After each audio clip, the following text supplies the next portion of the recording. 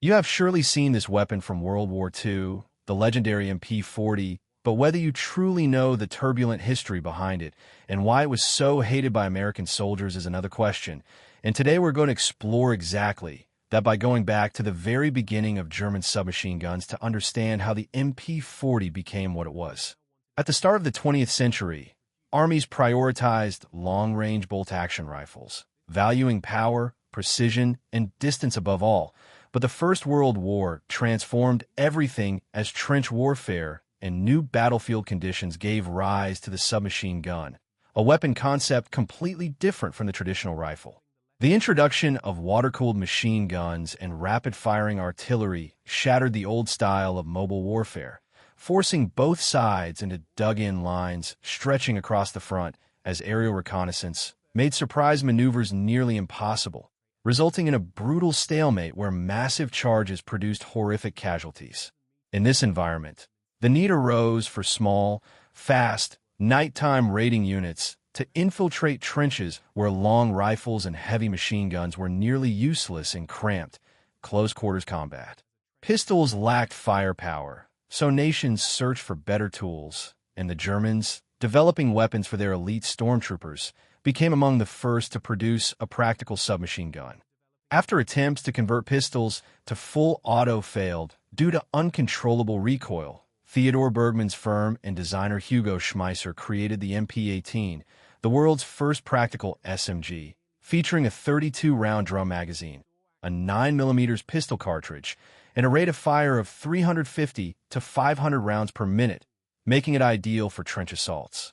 Used during the 1918 Spring Offensive, MP-18 armed stormtroopers shocked Allied forces with aggressive walking fire tactics that demonstrated the devastating potential of compact automatic weapons, influencing nearly all later SMG designs leading into World War II.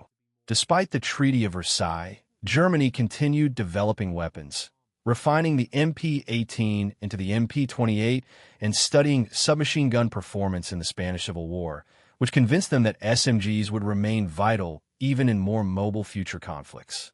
A 1938 requirement led designer Heinrich Vollmer to create the MP38 for the Wehrmacht, featuring no wood, a folding stock, a machine steel receiver, and Bakelite grips that unfortunately overheated with sustained fire, forcing soldiers to wear gloves.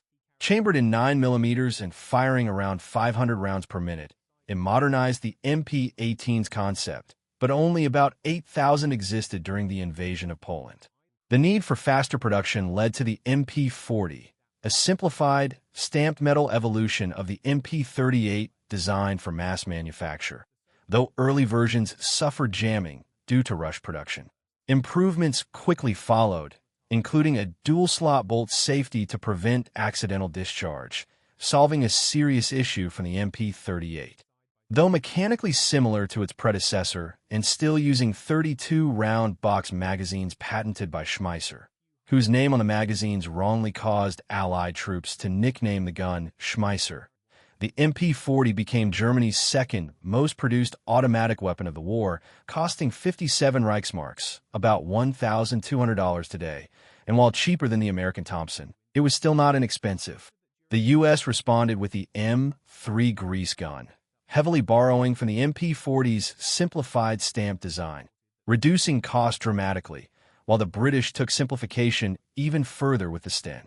The MP40, never meant for widespread issue, was typically carried by squad leaders, paratroopers, and vehicle crews, as the German infantry squad centered around the MG-34 or MG-42 machine gun, with rifle-armed troops supporting the MG team.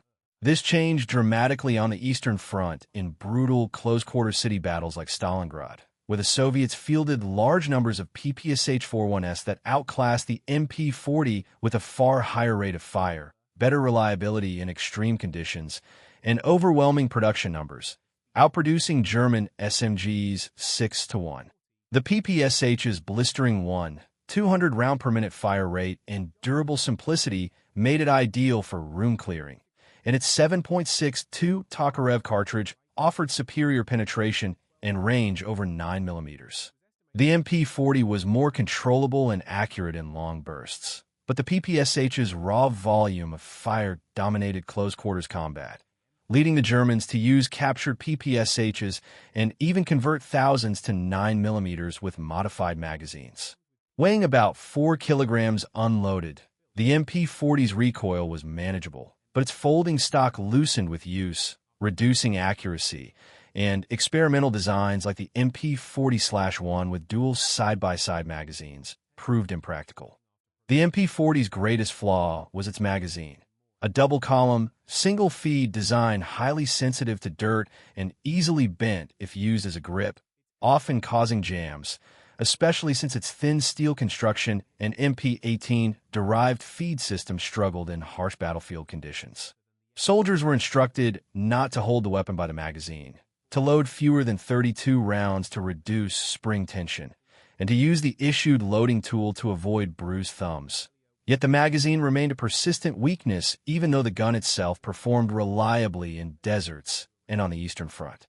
Allied troops generally avoided using captured MP40s because its distinctive sound caused friendly fire confusion, with documented cases such as U.S. Rangers at Point du Hoc being killed by their own side due to the recognizable MP40 report. Americans also preferred the .45 ACP stopping power of the Thompson and Grease gun, despite their shorter range or crude construction. While Germany remained committed to full-power rifles for primary infantry use, their experience with SMGs revealed the need for a middle-ground cartridge, more powerful than pistol rounds but lighter and more controllable than full rifle rounds, in the ranges where most World War II combat occurred. This led to the development of the STG-44, the world's first true assault rifle, firing the intermediate 7.92 by 33mm cartridge, combining a 30-round magazine, full auto capability, and effective range out to 400 meters, far beyond any SMG. By 1944, the STG-44 began replacing the MP40 in production and doctrine, and although the war ended before the concept could be perfected, over 400,000 were produced, and the design paved the way for future weapons, notably inspiring the form of the AK-47, which later became the most produced assault rifle on the planet.